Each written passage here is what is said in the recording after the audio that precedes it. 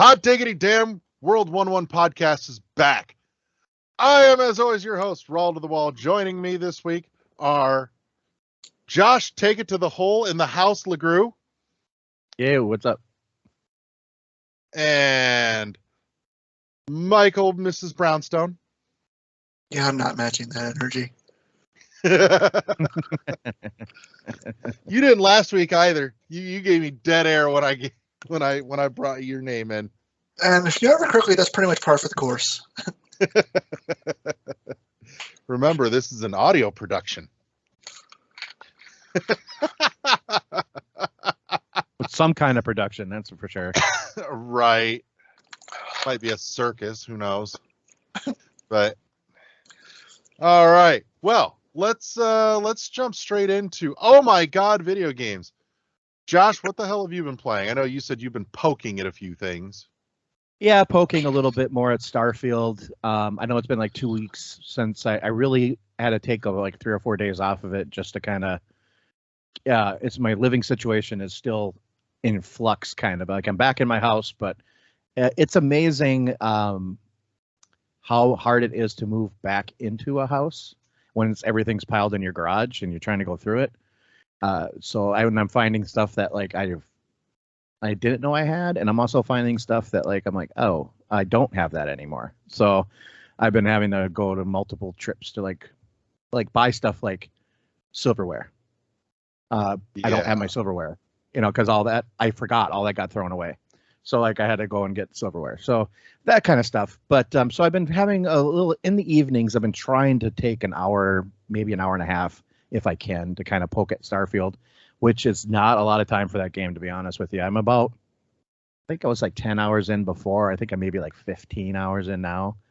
Yeah. And it's not even the one gripe I have about it. It's a very Bethesda game. But the one gripe I have is that it takes it's probably going to take me 30 hours to like really find the kind of what I want to do in it, which I don't really know if I want to. I honestly don't know if I want to spend another 15 hours not really getting anywhere, So I was trying to think maybe I should start doing some of the story missions.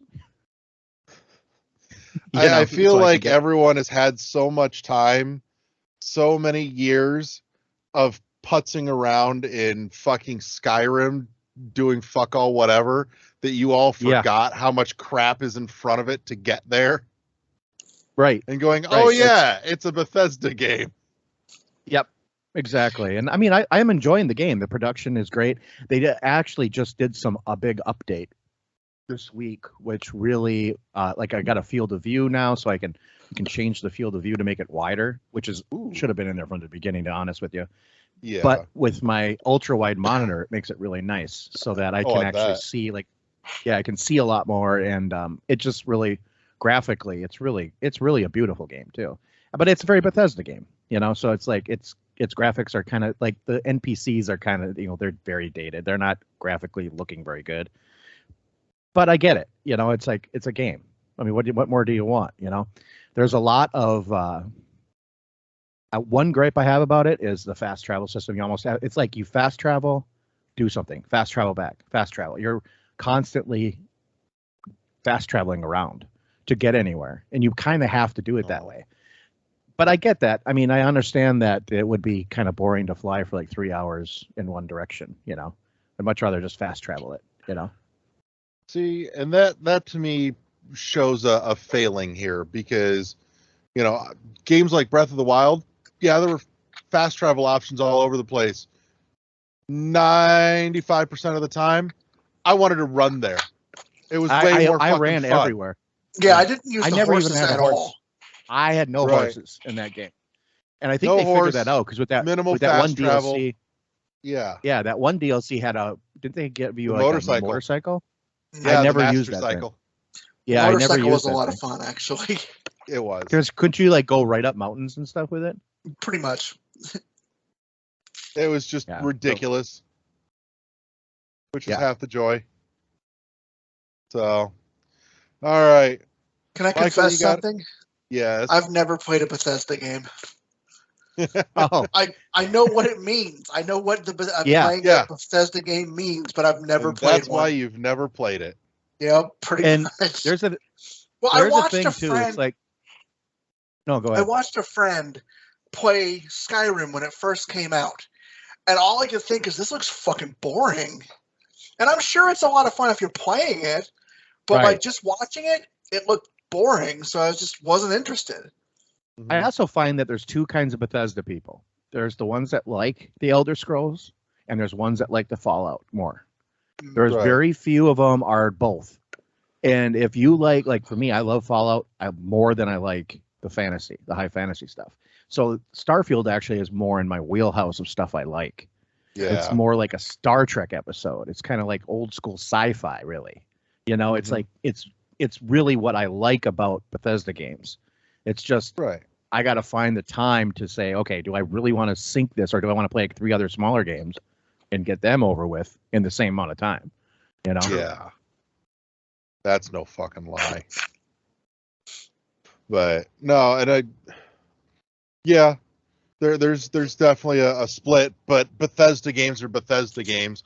Do you want swords and shields or guns and radiation? They should mash both of them together and just be done with it. Pretty much. In a way, that's kind of what Starfield is kind of trying to do, I think.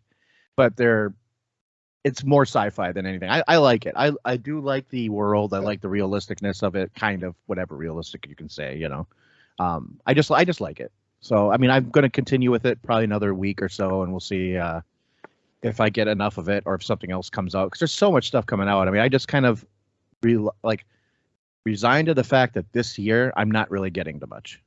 It's just going to be like a few games that I want to play, that are these huge games, or like Spider-Man 2 is coming out. I'm not even gonna do that. I just don't have time for that. I'll probably pick it up on sale next year or something. Even though I'm looking forward to it. The first one was fantastic. It looks so good. Yeah, and I do hope they fix some of the problems with like Miles. Like what I liked about, we'll just kind of take a tangent. What I liked about Miles Morales was that it was a little smaller story, didn't have as much filler. Yeah, I hope they said now that new one's supposed to be like 30 hours. So I'm like, okay, I can get behind that, you know. Right. So we'll see. We'll see if I get the FOMO and at the end of the week here. It's probably what I'll be babbling about next week. Yeah. Or the next, right after it comes out, because I'm actually waiting for it, and like, despite my situation right now, I've got it paid off already. Right. So cool. It's gonna just show up, and I'm gonna be like, "Ooh, stuff to do." And where did you order it from? Best Buy, I believe. Best Buy. Yeah. Oh, did you see the?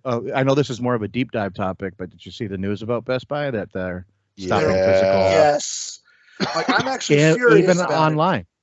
I'm even furious online about it because they're where I get all my steelbooks from. Like, as I said, I know, me too. Hardcore into the steelbook collections, and someone better pick up the slack. There's a guy on Etsy. Did I post that link? Yeah, the guy who makes the custom steelbooks. They're fantastic. There's a couple companies that do. Like, I actually already have a steelbook for Tekken 8. And because the whole thing was, I was originally going to pay the $300 for the fucking collector's edition. For the collector's edition, you can only buy it through Namco's website. Wow, I know Namco does that with all their collector's editions now, which is bullshit. Because like I said, $300 is they're all trying real hard to kill brick and mortar. Yeah, that's a hefty paycheck. I mean, that's a hefty amount of money to just drop on one thing like that I'm not actually going to get until fucking January.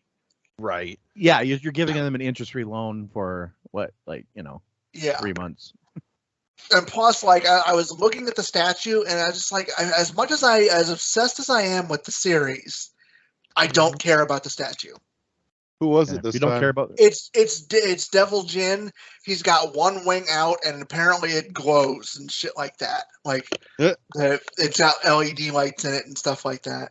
The Devil Jin statue that I already have is a much better statue, and I don't have to pay another $300 for it. Right. I feel that. I bought some statues a while ago, and that reminds me, they have not come in, and it was supposed to be 6 to 8 weeks, and I'm wondering if they just took my money and ran. So Ooh. Yeah, I've got 2 Devilman statues I'm still fucking waiting on. I got one of Sithroth and Cloud, and it was supposed to be like 23 inches high. Oh, I think I know which one you're talking about, and damn, that one was hot. Yeah. Yeah, I can't bring myself to do the statues. That's money I don't have and space I don't have, and I don't have the space. Is becoming a bitch right now. Yeah. Space in the game room is becoming a problem. Really, what it is now is just the boxes I got to go through and the bins. Does your wife let you put stuff like that throughout the rest of the house? If she likes it. So if it's Kirby, yes. That's about it. And if Fuck it's not yeah. Kirby, no. See, I got as I said, I technically live alone, so the entire house is my museum. Yeah, I mean, I think I think she would allow like a few things, like a statue that's kind of cool or something like that. If put it out on a shelf or something. I know she would for sure allow me to have I have some posters I want to get framed, like a Alan Wake one and I actually have a piece of promo material poster. It got kind of bent in the hurricane, but I'm going to put it in what's left of it in a frame so it doesn't bend up anymore. And then I think I can actually put that out in the living room, I think, because we have so much wall space. We just don't have pictures up. We've never been really like picture people, And I always tell, we have so many nieces and nephews and so many pictures of them when they're little. And now a lot of them, they're getting older. I'm like, why don't we just put these pictures up? I have pictures of my parents, pictures of just people I want that, like we hung out, we took a really great photo, and I told her, I said, let's just get, because Amazon, you can print all that stuff through Amazon. I didn't realize it, and they'll ship it right to you. It's super cheap, like 11 by an 8.5 by 11 is like $6 or something like that. Seriously? Yeah. That's and so you can get photos printed right off that way, and I think you can even get them framed if you wanted to. I'm not sure. I have to look into it a little bit, but if I can't, I don't know. Let's go to. I hate to say it, but I got to go to Hobby Lobby, I guess, and. No. On any day but Sunday. And, no, don't go to Hobby Lobby. Do you have a Michael's down there? Actually, yeah, we do. It's by the Best Buy that I never go Michael's. to anymore. Yeah. Michael's They're is better great. company. Yeah, I'll probably go there. I mean, Best Buy, I have to go to Best Buy this week anyway, so I'll probably do that. But that's the kind of stuff I'm doing. So I know it's just games of the week, so but Michael, what if anything have you been spinning? As I said, I've watched the Star Trek Strange New Worlds. I watched both seasons of it, mainly because of the crossover episode with Lower Decks, and it was wonderful. Beyond that, I've been job searching, so. Oh, I gotcha. Curious. That's a full-time job in and of itself. Yeah. Exactly. A curiosity on that. On how many episodes are in a season of Strange New Worlds? About 10. Okay. Yeah. That's not bad. Each episode is a full hour long, though, not the 42-minute hour. Oh, nice. It's one of those, you're watching it and it feels like, fuck, this feels like a really long episode. Yeah. As I said, for the most part, it's very predictable. It's very, there's aspects of it that I do really enjoy. The musical episode was phenomenal. Good. It was, I'm actually probably going to hunt down the soundtrack to it. It was so good. Check YouTube Music. They're usually pretty good about having playlists up for that. Okay. I think they got it up there. I think I did see it the other day, actually. God bless community playlists, because I can go in and I can dig up, if I just want to listen to the entire, series soundtrack for, Blacklist or Lucifer or whatever else. Somebody's got a playlist of it up. Same shit for, Letterkenny and Shoresy, which is great. I wonder if I can find some kind of playlist for Hell of a Boss. Probably. By the way, there's a trailer up for the new Has Been Hotel show coming out. You guys should check that out. Good. Cool. But yeah, that's about it. Yeah. YouTube Premium. That's the adult way to watch YouTube now. I can't get it's like $13 a month, but I am tickled pink to be watching stuff with no ads. I didn't realize how much of my time was being spent watching YouTube ads until I got Bro, that the time family back. plan is so worth the goddamn money. Yeah, a certain somebody put me on his family plan, and it's fucking fantastic. Like I can't go back. No, Well, because you get not only the ad free, but you also get the YouTube music is looped in with that, and there's actually a few other perks in there, like some Discord Nitro shit and whatever. right. So I gotta it's look into it. solidly well worth. Yeah, I gotta look. There you into go, the family Michael. I plan. sent you a present. I like presents. I know you do. That's for you, buddy. So, Ooh. ta-da! What'd I tell you? So, anything else good? I'm making beef stew tonight. Ooh, That's about that's right. it. You got family coming over, don't you? No, they were already here. Oh, Like, long story short, I got fired this week, and it was very unceremonious and vicious, and I'm not doing all that great because of it. Right. My family is doing something very uncharacteristic of any of them, and with the exception of my father, they're all actually stepping up. And like, my mom is paying my car payment, my aunt is sending me money, my sister just paid $300 for groceries and gas for me. oof. My dad, on the other hand, has completely vanished off the face of the earth. And that's totally characteristic for my dad. Like, when my Jeep fell apart on me a couple years ago, he Yeah, I remember that. suggested, hey, maybe we should give him some money and help him out.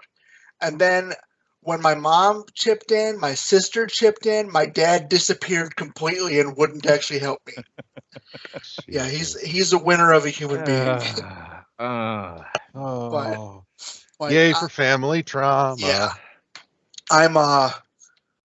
I've been all over Indeed. I've got a couple link lines on, supervisor positions. So Good. I'm hoping I'm going to be okay. And I'm just trying to stave off panic mode, You'll land. You will. So we'll chat more after. Yeah. So, well, in that case, I'm gonna pick up the baton and run with it. The big one on my list this week has been Cocoon. Lots of Cocoon, but I'm gonna, you know what? Screw it, I'm going for it. Cocoon is so goddamn good. Michael, you need to put it on your radar because it's by one of the lead developers or designers from Inside and Limbo. Which are both I've phenomenal never heard of games. this. Yeah, I hadn't heard of it either until he mentioned it like a week ago. Yeah, it's fucking awesome. It's almost the sequel to Hob that we never got.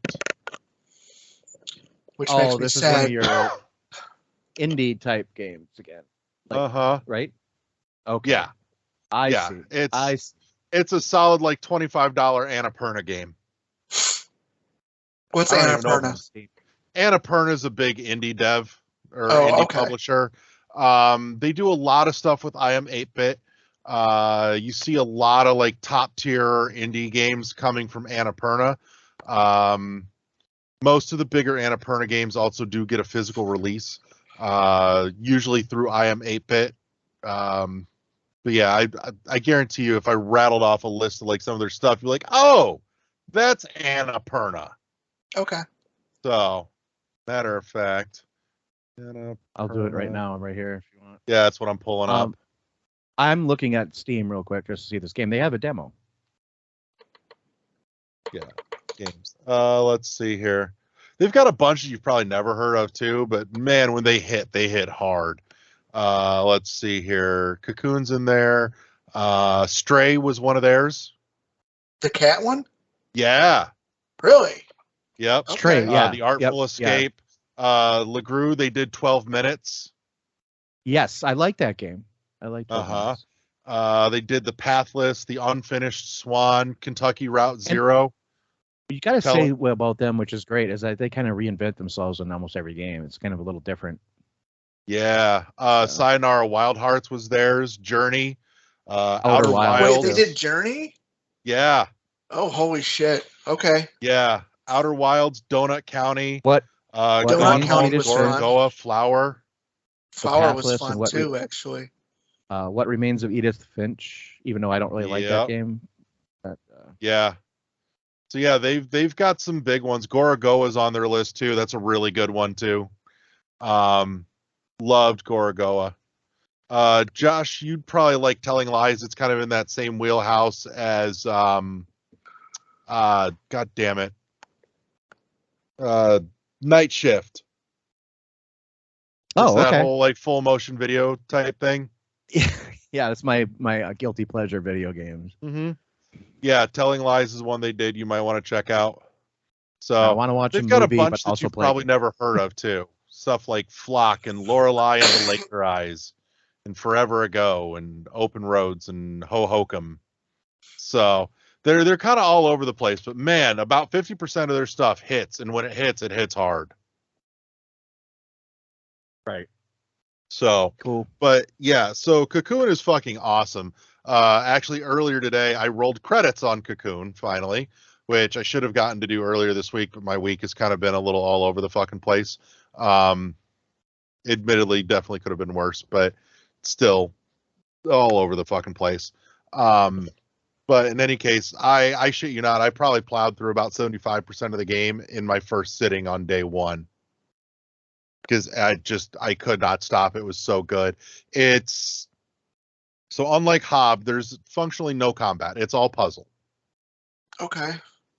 But like Hob, the world expansion and traversal is very Hob-like in its feel. Unlike Hob, where huge sections of terrain come up and keep adding to it. Cocoon has you bouncing in and out of worlds by way of these little orbs that you put on a stand in a pool, and you can dive into the world that's in that orb or out of it. And so one of the a big piece of the puzzling as you get later on in the game is learning to cocoon these worlds inside of each other. So, because you can only carry one orb at a time. And so in order to move several at the same time, you have to tuck them inside other orbs, which means you have to pick up like an orange orb, dive into the green orb, set it down somewhere. You can only set it in like dedicated resting places. You can't just drop them anywhere. So you have to think them out, jump back out of the green orb, go snatch up the purple orb and shove it into the green orb too. And that way you can carry all three at the same time to get them where you need for the next puzzle. Because as you are introduced to each new world, one after the other, and you beat the boss in that world, which even the bosses are puzzly and not real combat, so to speak. Sure. But as you beat each of the guardians or the bosses of each of these, orb worlds, they imbue the orb now with a power. And so each one has a different ability. So like the orange one lets you see hidden walkways. The green one will turn certain objects from a gaseous state to a solid state and back. Also, just so you know, it's on Game Pass, so yeah, playable on PC, Xbox, and Xbox. So yeah, LeGrew, this is a real short one you could bang out in a weekend. I'm downloading it, so. I don't know if it's on PS Plus or not, but it is on everything though, so you can play it everywhere. Yeah, I mean, so you're playing it on Switch? Is that what you're playing it on? Yep. And it ran very well. I only hit a couple of like frame hiccups, and it's so minimal I just don't care, especially given that there's no combat. There's nothing that I'm worried about missing a frame or two when it happens, and even then that didn't happen until late game. The puzzles are all good reviews. So. Yeah, the puzzles are all just clever enough to make you feel smart, because none of them are hard enough that you really need to go look up an answer. Okay. Like I looked up one answer at the end, and it was only because I wanted to make sure I was reading correctly and not backwards, because it was a top to bottom or bottom to top thing, and I'm like, I don't want to go through figuring out which way is the right way. Just tell me the right way. So, but man, when you get to the point where you start figuring out how to like interlace the different orbs and universes, how to tuck them and use them for maneuvering around obstacles and getting your orbs past blockades and shit, you feel real fucking clever. And it just puts a big dumb smile on your face. So Okay, cool. it scratches that itch very nicely. Very much in the vein of like, if you like The Witness, this will be your cup of tea. Moncage, Viewfinder, games like that. And like I said, if you liked Hob and you want something that gives you a little bit of that feel, Cocoon does that as well. So Making me want to replay Hob. I know Hob was good. It Hob was was great. better than it had any right to be, honestly. That's one that's very Yeah. much greater than the sum of its parts. Yeah. Like, as I said, Tunic was really good, but Tunic, there were parts of Tunic that reminded me a lot of Hob, but, like, as I said, the I can see ending, that. all the endings of Tunic were very like, why? That didn't make sense. Hob made it all make sense. Yeah, Because, like, that's one of the things I like the most about Hob is the fact that not a single word is spoken the entire game. you'll love this because it's the same thing. No dialogue, no text. Yeah. So I'm I definitely will gonna say check the it out. story. I will say the story in Cocoon is definitely more interpretive than Hob. Mhm. So, but man, the art direction, the world built, the world design, all very cool, very very cool. So, cannot recommend enough. And best part is the puzzles are mild enough that Olivia was playing it. She actually got through almost the entire like first section through the first boss fight on her own. Very minimal help. Zoe and I helped her with the first boss just a little, and then Liv was plucking her way through towards the second boss. And the first three bosses will happen in pretty rapid succession, and then the back end kind of stretches out, much like Portal. So, Okay. there is a secret ending in Cocoon as well too, but I didn't feel like going back and fussing with it enough to work that out. So Okay. there's a couple of puzzles that pretty much repeat and just rearrange the answers, but even when they do those, the way you work out the answer is a little bit different each time too. So they're not just flat copy pastes, which was appreciated. Like each time it got progressively a little sneakier. But watching Olivia figure out like the first two of those was really cool. And Zoe has decided, I think that that might be a Zoe and Olivia bonding game to play together. Because even though Zoe doesn't like puzzle games, like I said, the puzzles are mild enough that, you know, between the two of them, they'll work them out and they'll have a really good time doing it. Right. So, other than that, Cocoon's been the big one for me this week, which, oh God, that's a game I will easily drop $40 on a physical, no questions asked. Which, like I said, it's Annapurna. There's a good chance IM 8-bit's going to print a physical. That's what they tend to do. Yeah. Yep. Which at this point, I'm only missing one out of the Annapurna physicals that I want, and I can at least find it on Amazon still. Which so, Gora Goa. I Goa. got on that train way late, but man, when I did, oh, so good. So that one leans much more heavily towards the perspective and perception puzzles like Moncage and The Witness.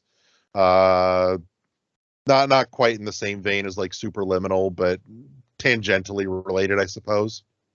So, but yeah, that's the big one. Putzed with oh god, what else was it? Downwell was spinning again for me. Was having some heavy conversations, and I just needed something for my thumbs to do. Sure. And actually, I wasn't going to include this, but I think I'm changing my mind here. So, a very long time ago, the summer before 6th grade, I got into Magic the Gathering. Way, way back when.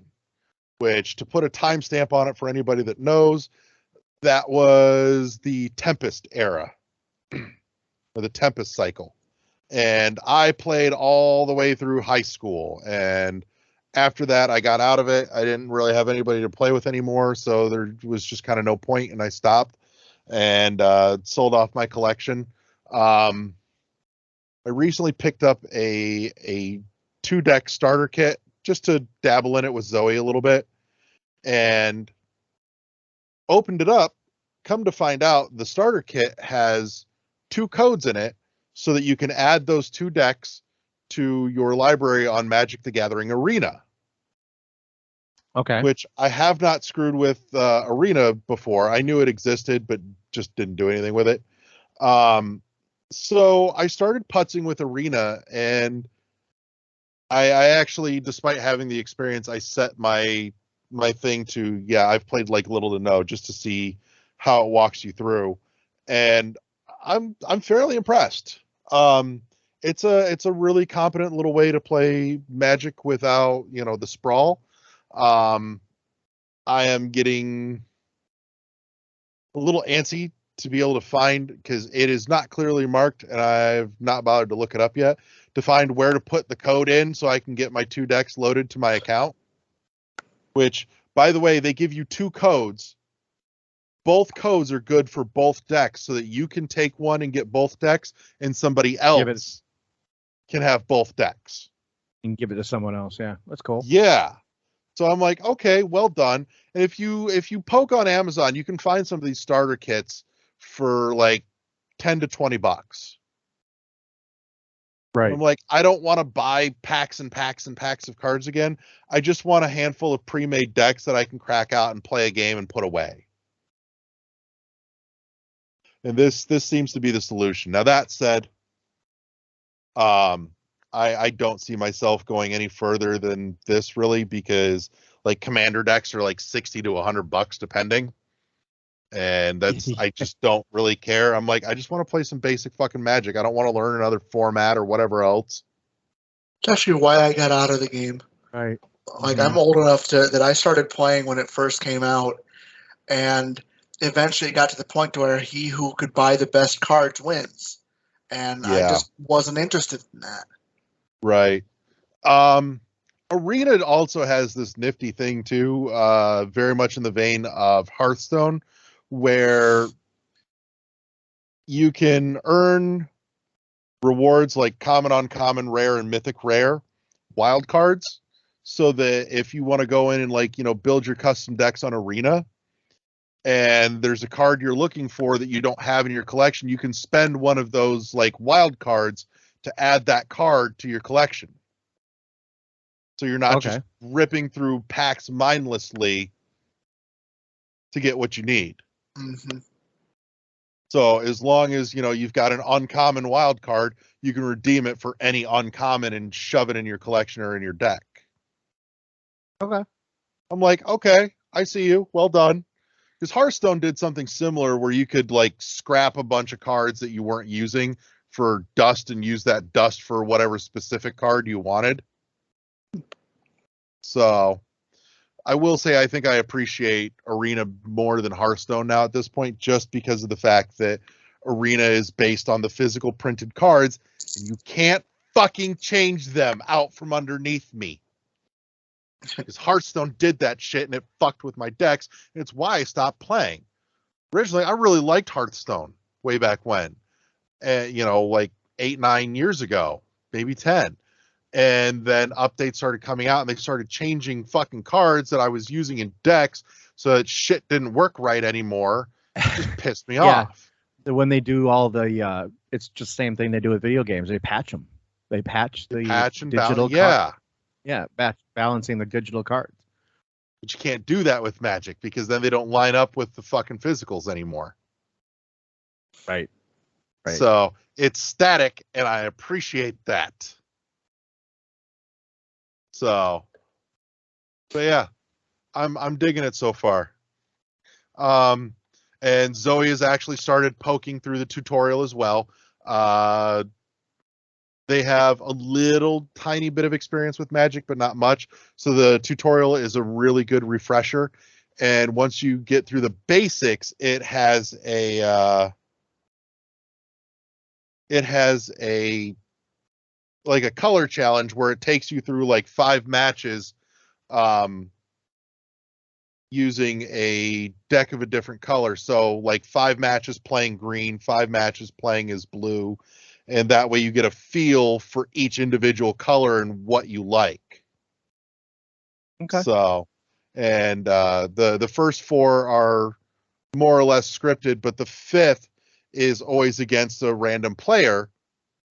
And win, lose, or draw, you still get rewards at the end of that track as well. So, but no, I'm liking it so far, and I'm enjoying poking at it, just kind of off and on. It's a good little, when I think of it, game for like half an hour, and then I can put it back down again. And I'm looking forward to the point where Zoe is caught up with me, so that we can actually like crack out the decks and play cards at the table. Right. So, but I've got a couple more of the starter packs on my Amazon wish list, and I'll probably pick some of those up if this takes. If not, I've got Arena to fuck around with now. Right.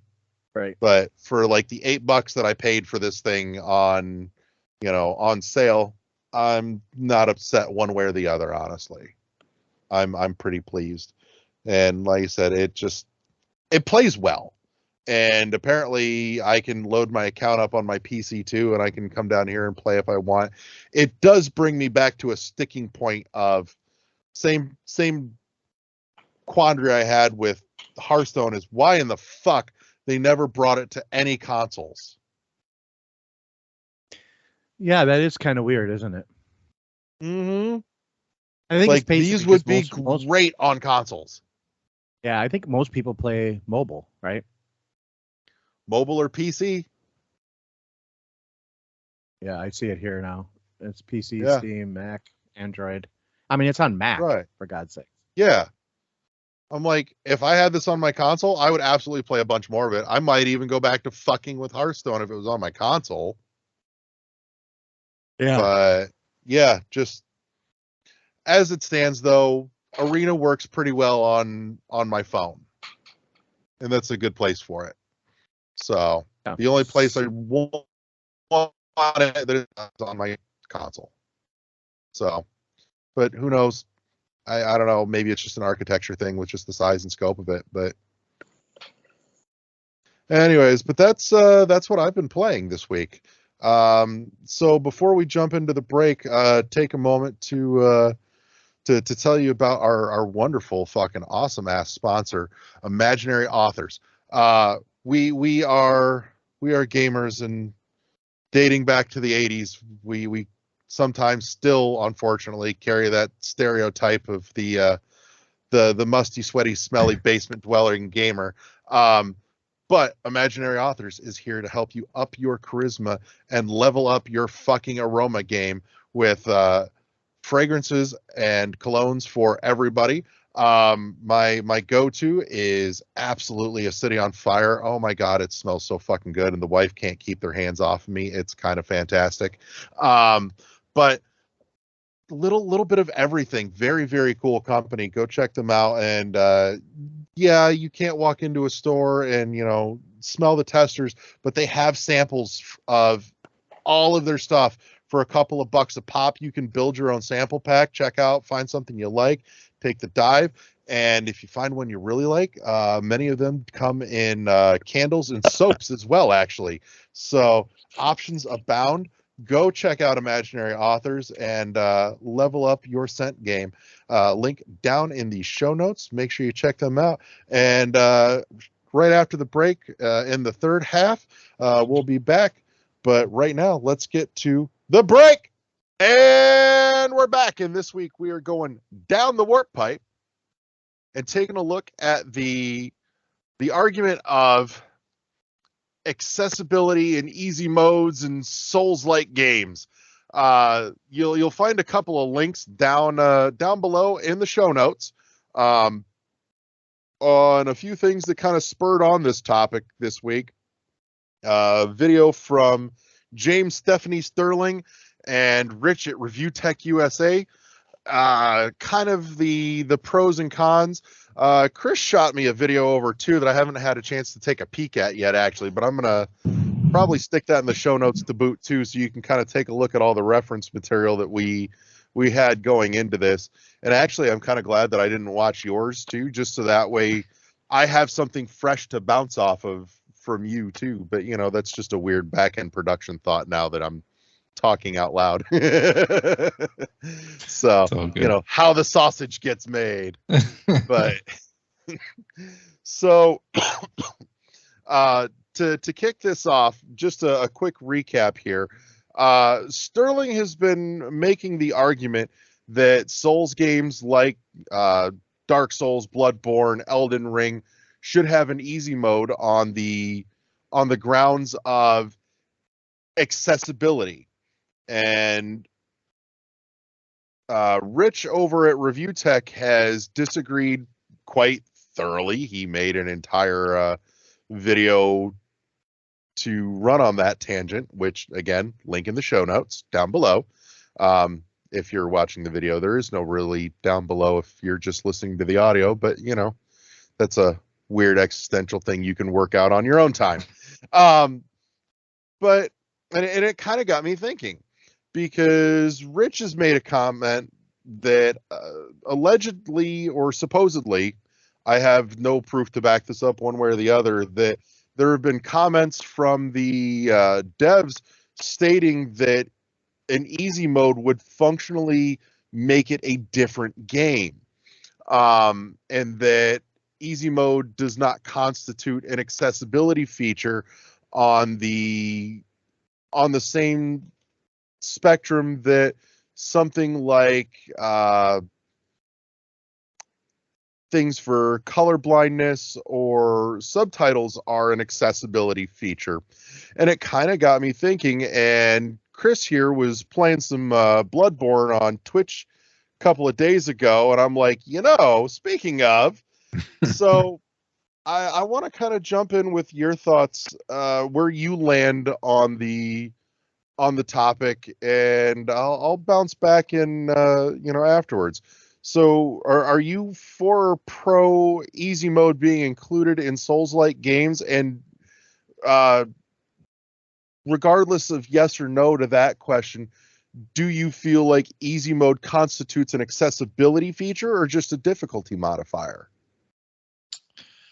So I did watch both those videos, and I watched the original one from Jim and understood their points, and then I watched and listened to Rich's video as well, right? But I feel like what Rich is saying makes sense, because at least to my understanding, I feel like that Sterling is kind of intermingling the two things, like whether they're the accessibility and the easy mode, because could Dark Soul or could Elden Ring or whatever Souls-like game have like better ways to show you how to get to your point, like where you have to go in your next objective? Yeah, maybe. Could they do better colorblind or like visual impairment, stuff like that? Absolutely. Like that would help. And I think that is one issue. And then this easy mode thing. So like you mentioned, I've been playing Bloodborne, and when I first started playing the game, it was very challenging. The reason why it's very challenging is because of two things, right? One, you have no idea what you're going to come up against whenever you get to a new area in the world, and two, it's like almost anything can kill you, right? If you try to run through this game, there's like the smallest character can kill you if you're not paying attention. And to your point about like turning on easy mode, like I'm still trying to wrap my head around the fact that this game an interesting game?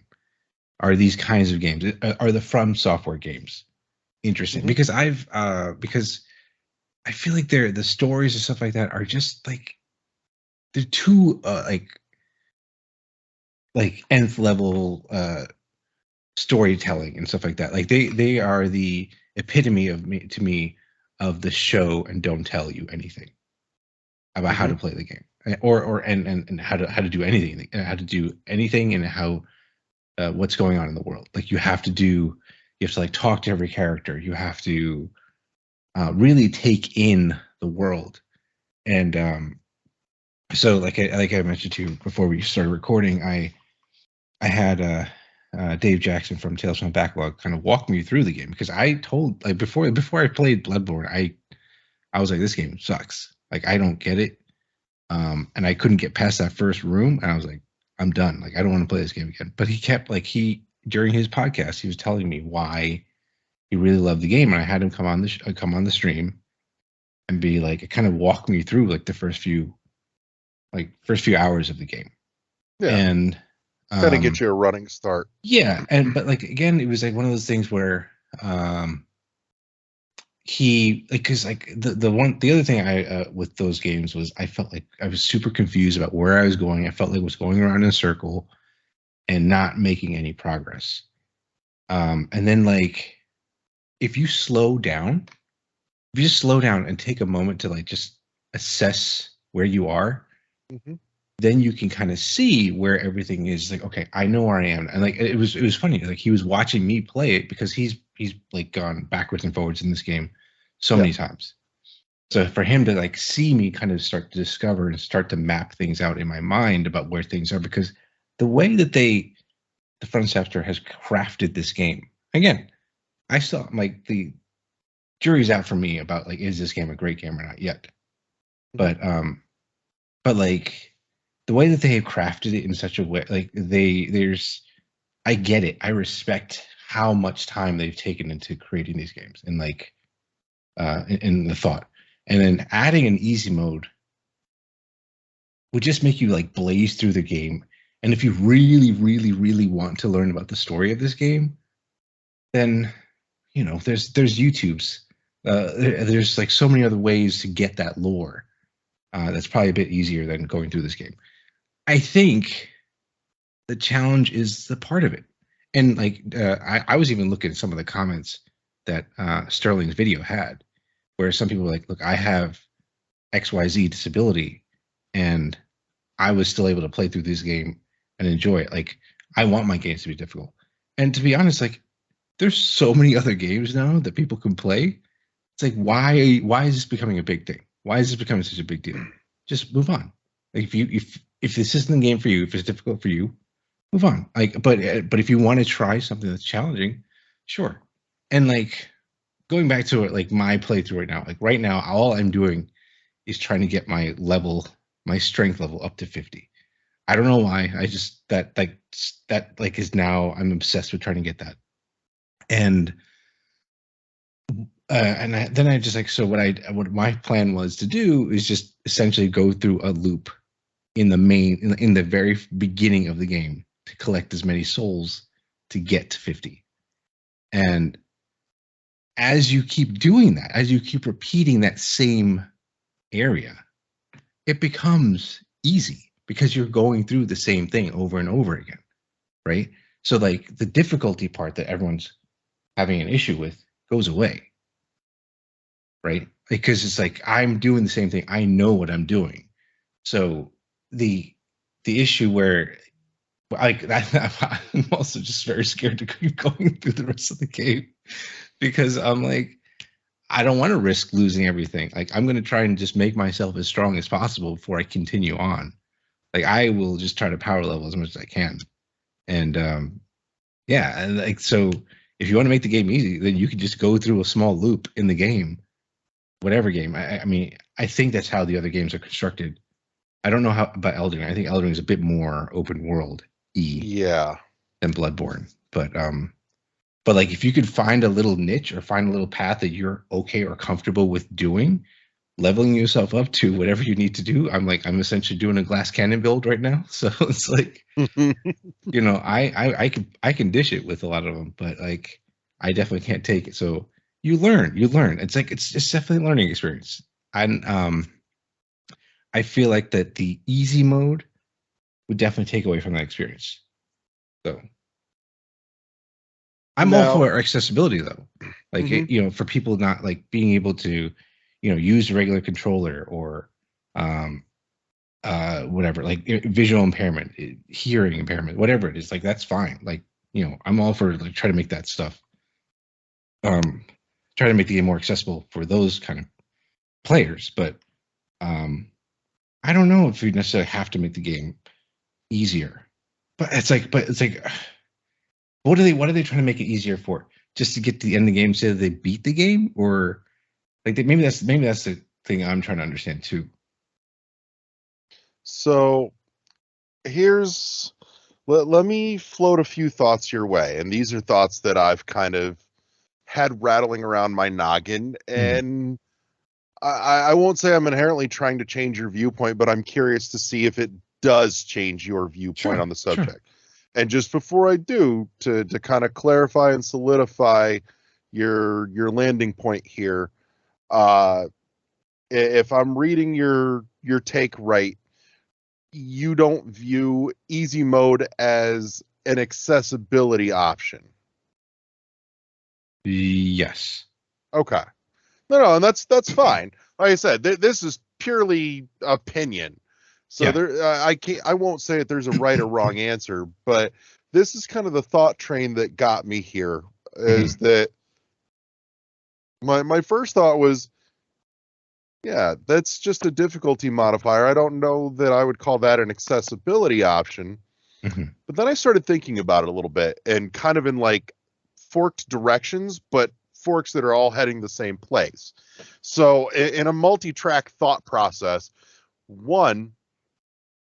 my first thought was, okay, so what about people that are legit, you know, they're like, this is a really cool world and I want to get to experience this, but that difficulty level for them gatekeeps their ability to actually get into it.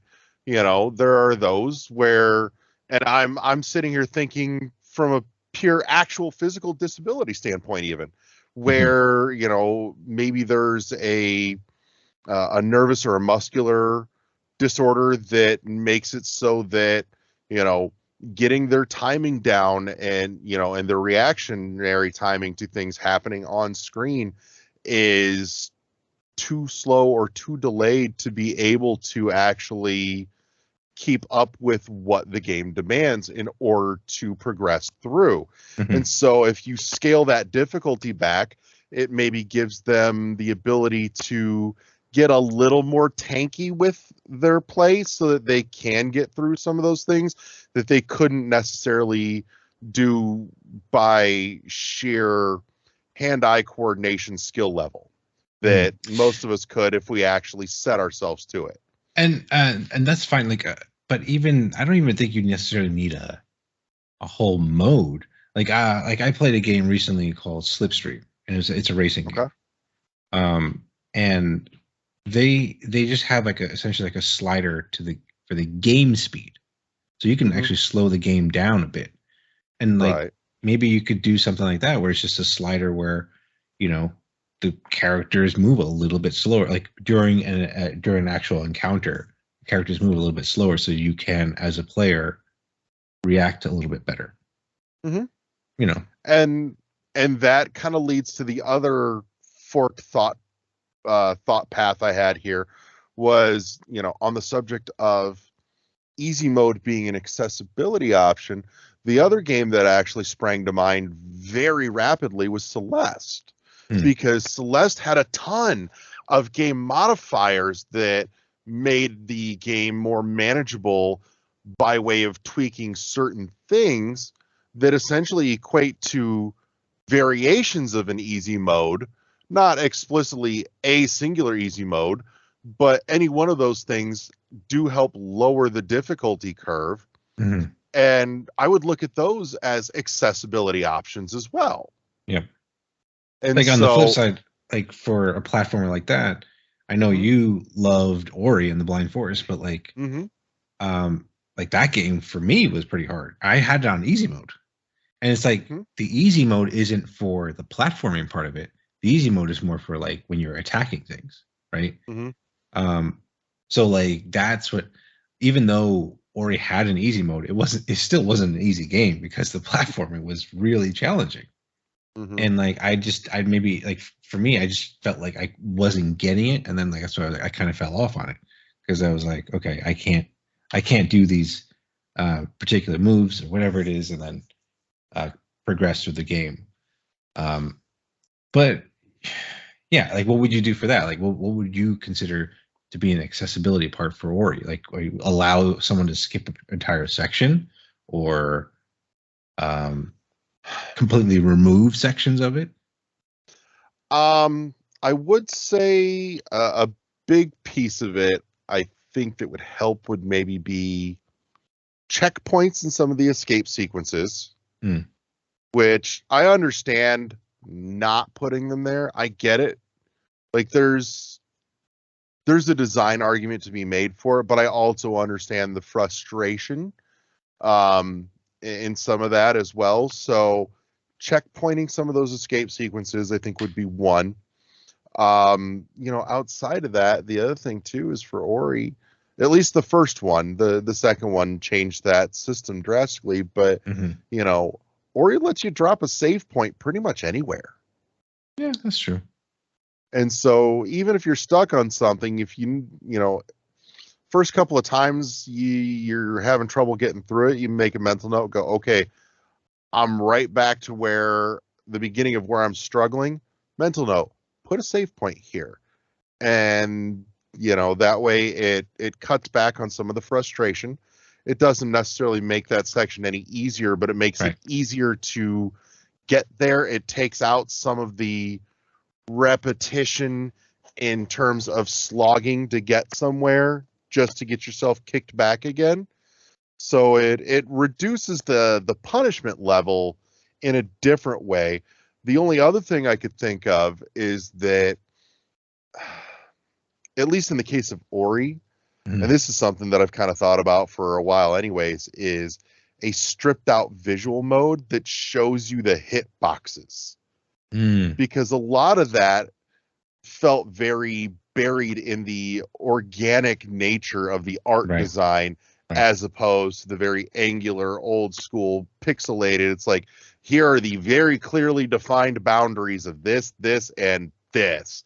And that made it, I'm like, I wonder if that would change or make that easier to be able to literally see all the hit and collision detection boxes involved there. But again, just a weird thought. It'd be kind of neat if maybe it was like a little switch that you could kind of, assign to a button and hit for a minute just so you can see a section you're having problems with, and then turn it back off and go back to being, pretty game to look at again. Yeah. So, but that's one way to go about it. It's, I don't know. Like I said, because then like, well, yeah, I guess the things you're suggesting, even for Ori, they're not game changing either. Like you're not the game is still what it is. Game. The platforming and all that stuff is still in place. Now, if you were to try to build an easy mode for a Souls game, so you could have like a God mode.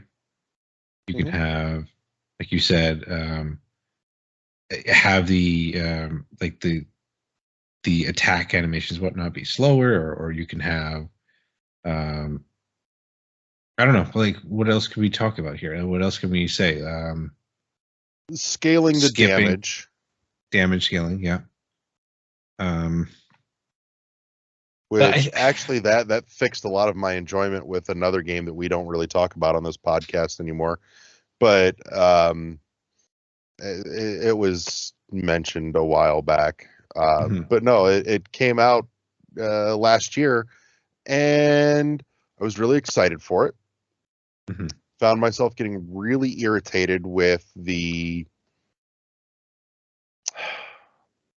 combat difficulty level, because it made some fundamental changes from its predecessor. Okay. And buried in the accessibility options, unbeknownst to me, because I'd not seen or heard anybody talk about it, was damage scaling options, both for the damage you deal and the damage that enemies deal. And I actually, and you can, anybody can scowl at me for this and go, yeah. But the thing of it is once I turned the damage I deal all the way up and the damage that everything else deals pretty much all the way down, I started having a lot more fucking fun with the game finally. I'm like, okay, I found the secret to making this fun now. Because at that point, removing the frustration of combat made it a much more enjoyable game to explore and wander around, and it changed the focus from that difficulty of combat to being able to just lean your focus and attention on enjoying the exploration, the platforming, the mobility, and everything else surrounding that. I'm like, that's where the fun was for me. But again, I understand that any Souls-like or From-like game at this point is meant to, like, the challenge is meant to be there, right? Right. Like, it's, and I feel like you can kind of, you should be able to still capture that, because if that challenge is too much for somebody, then my brain goes, in easy mode might present that same level of challenge that you're trying to present, but to somebody whose skill level isn't ready for that. Like, if you're trying to put out a game where the challenge is here and you're expecting player skill level to be here in order to, this gap is what you're trying to present as part of your art. But the thing is now if you present a game where the difficulty's here and the player skill is here, that's not the same gap anymore. And so you've now functionally changed, I feel like, what you're trying to present, as part of your art and your medium and your storytelling. So if there's a way to adjust that skill level gap and difficulty level gap to where, another player is at, so it's in line with the gap that you're trying to present, then in a way, does that not preserve what you're trying to do with your medium as well? I mean, if we're talking about, like, there's the discussion always of video games are art. And, sometimes not all art is for everyone.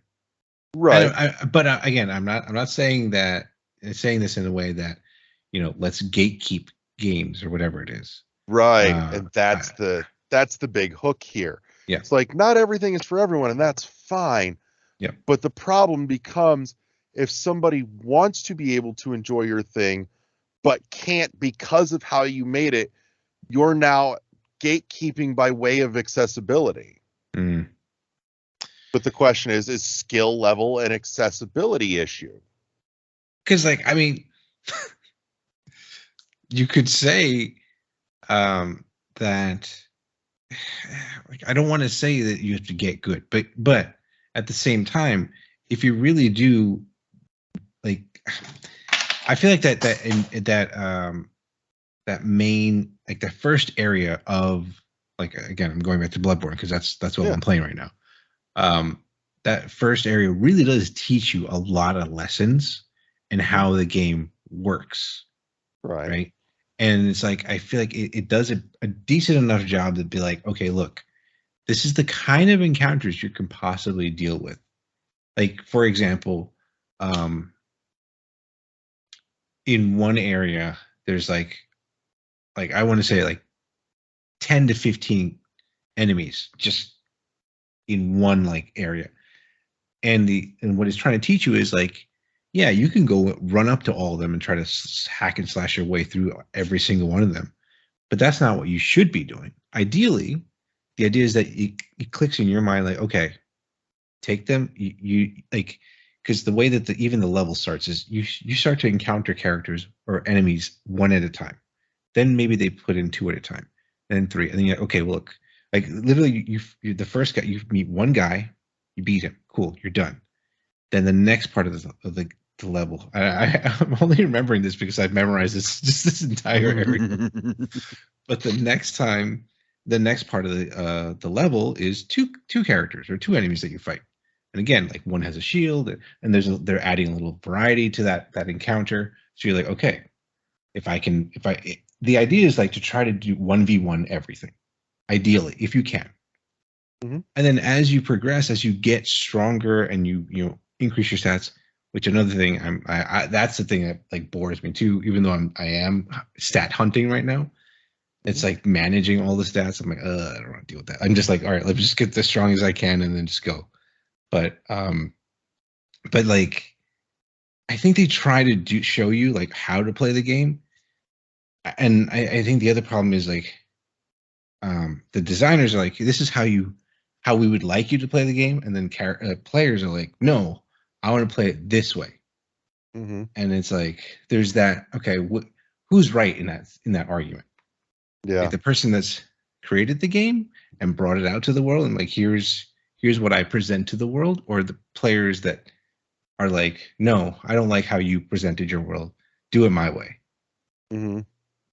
So it's like, obviously the players are what keep the lights on for the developers, because if there's no one that wants to play the game, then how can they keep making the games? Right. I don't know. It's definitely a slippery slope either way. I mean, I agree that you definitely want to try and have especially as a developer, as a game designer, you want to keep in mind everyone, but how much of everyone are you going to then, like, if you have to think about every parameter, every issue, everything that you have to like be aware of, then what happens to your vision? Does your vision get diluted because of that? Right. You know what I mean? So yeah.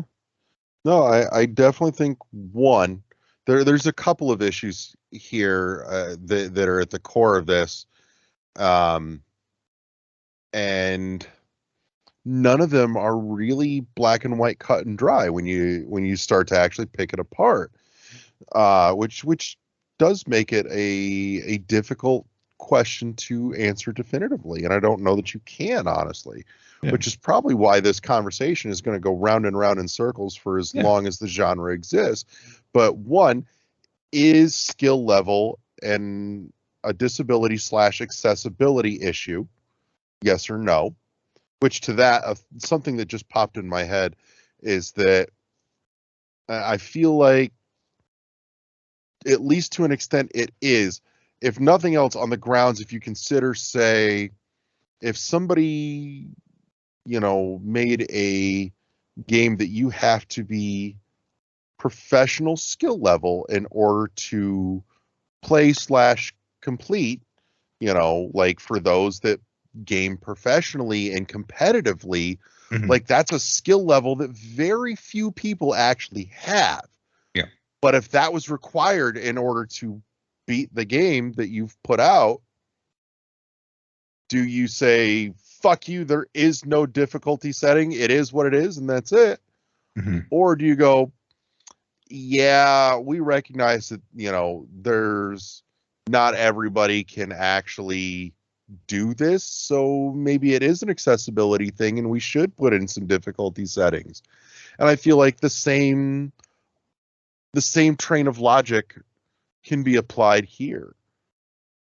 But, again, like you said, in terms of artistic vision, it's potentially compromising depending on your viewpoint. But by the same token, if you're talking on the subject of games as art, which that's its own rabbit hole to not go down tonight, something you have to consider is that in terms of art, games is kind of pushing new territory by way of the fact that consuming games as art is interactive as opposed to passive, which means, there are certain requirements for being able to consume that art, and thus any roadblock you put in front of it is technically gatekeeping. Yeah. And so, anybody can sit down and read a book or watch a movie, and for those that have there are other accessibility options out there. Shout out to Dallas Taylor and the 20,000 Hertz podcast. Actually, episode I just listened to recently was on the subject of movies for the blind and those with low visibility disabilities, and video description. And so, even in a passive consumption art form like movies or TV, and others would include music, obviously, books, looking at a painting, even, those are technically passive. There's no, with some obvious exceptions for a percentage of people that are, blind or deaf, but, the baseline of you have all five functioning senses, that's the bar. That's it. You can look at a painting the same as the next person. You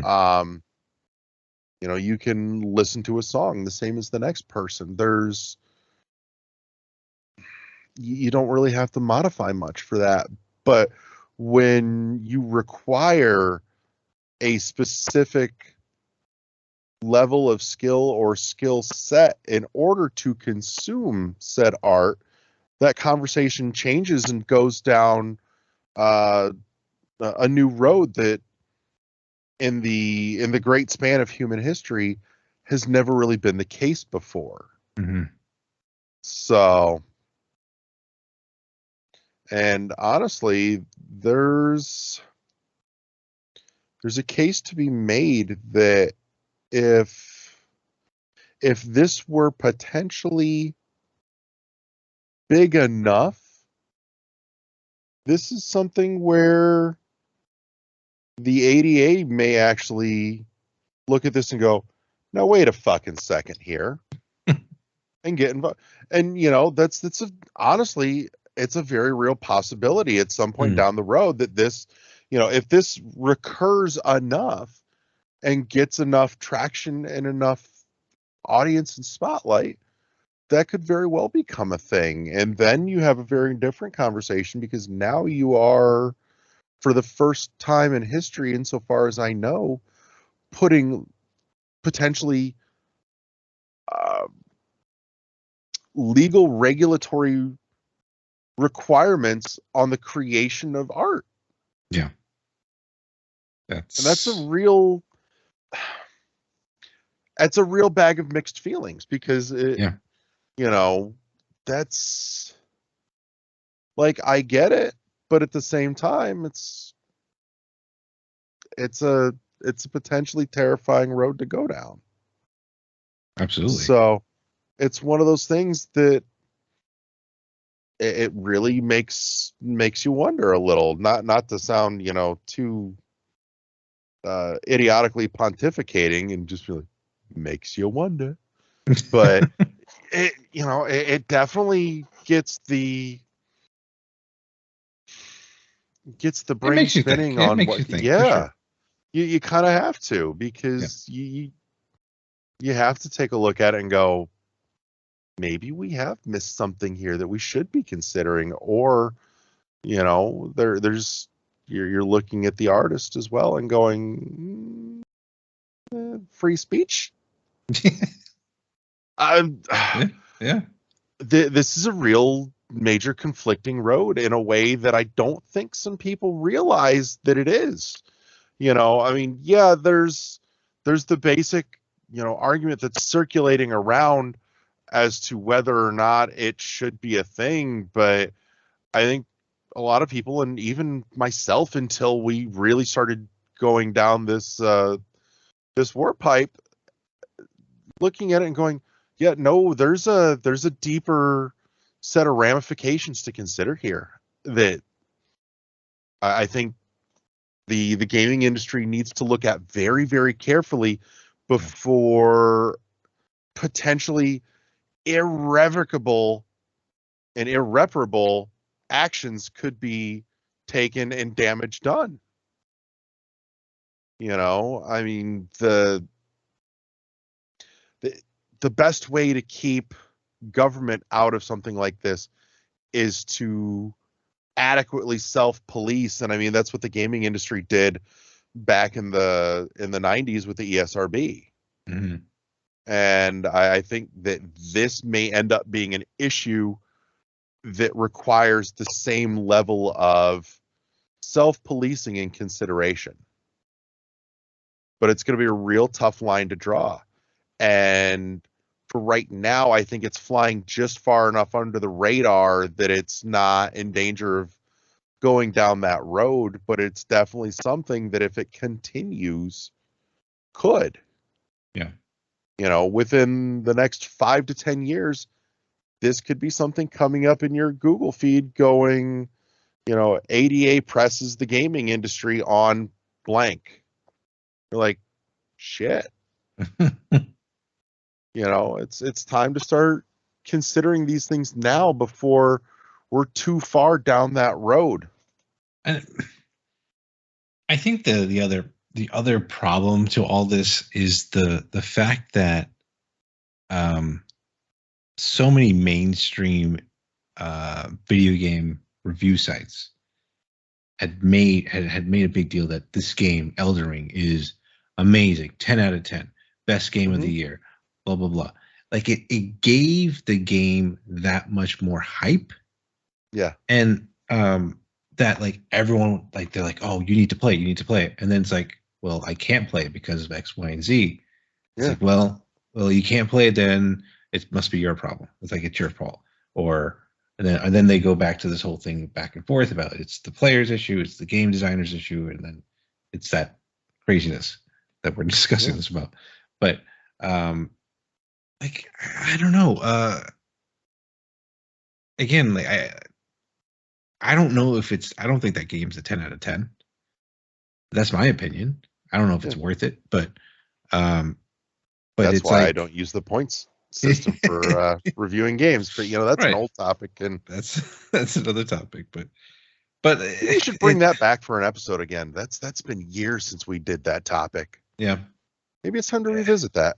Maybe, definitely a good one to think about. But like, I think just because of that the hype that this game got, it's pointing at that whole From library of games, and it's like, well, do we have to make everything easy now, so that everyone can enjoy it? But it's like, I don't know. It's such a hard discussion to have, and like you said, we'll be talking in circles till the end of time about this stuff. I mean, respect respect the developers for what they're doing and what they're trying to achieve. And if it's that big of a deal, yeah, add a God mode. Allow Game Genie to come back, and like There you go. So people can. Holy play shit, we've missed the obvious answer this whole time. We just need Game Genie again. We need Game Genie. We've solved it. That's it. Bring Game Genie back, and all the problems will be solved. But like, I'm going to be real specific. I want Game Genie back. Fuck Action Replay. Cheap knockoff bullshit. Never worked right. I want Game Genie, and I want the big code book. Right. That would be awesome. Imagine that.